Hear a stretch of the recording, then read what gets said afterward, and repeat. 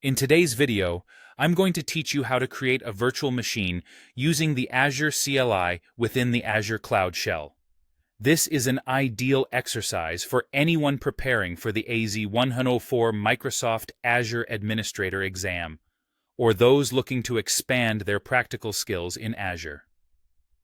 First, we need to set up some variables. We'll define a few key components like our resource group, which we'll name My Resource Group CLI, the location, in this case, Eastus, VM name, which we'll call My Linux VM, and lastly, the admin user, for which we'll use Azure user. These variables will guide our VM creation process. Now, let's move on to creating the resource group, which is essentially a container that holds related resources for your Azure solution. Within your Azure Cloud Shell, you'll type in as group create. Name, resource group. Location, location. This command will help establish a logical grouping for your resources in your specified location. Next, we're ready to create the virtual machine. The command you'll use is azvm create.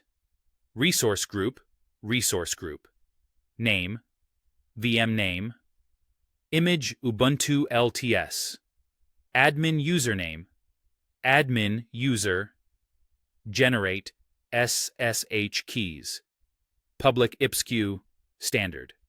Let's break this down a bit further.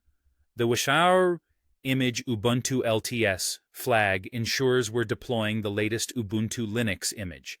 By specifying generate SSH keys, we're instructing Azure to create SSH keys if they don't already exist, enhancing secure access.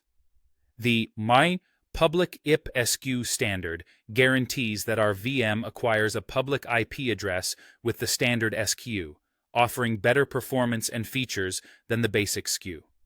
After successfully creating your virtual machine, the command line interface will provide a host of useful information, including the all-important public IP address.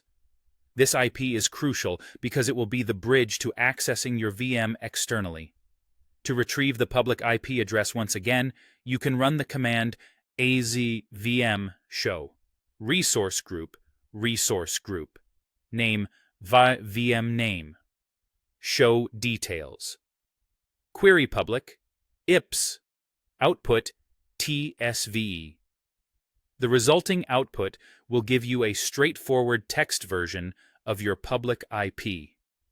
Now, let's discuss connecting to your newly created VM. If you're on a Linux machine, you'd open your terminal and run Azure user. Replace va with the IP you received from the earlier command. For those using a Windows VM, the process would involve opening the RDP port 3389 and then connecting via remote desktop protocol. Once connected, it's good to check that everything is running smoothly. You might want to install necessary packages or configure the firewall as per your requirements. And remember, if you're not actively using your VM, it's wise to deallocate it to reduce costs. You can do this via the command azvm deallocate, resource group, name VM name. And that's it. You've now learned how to create and manage a virtual machine using Azure CLI. This skill is not only useful for exam preparation, but also enhances your understanding of Azure's infrastructure. Thank you for watching, and happy configuring.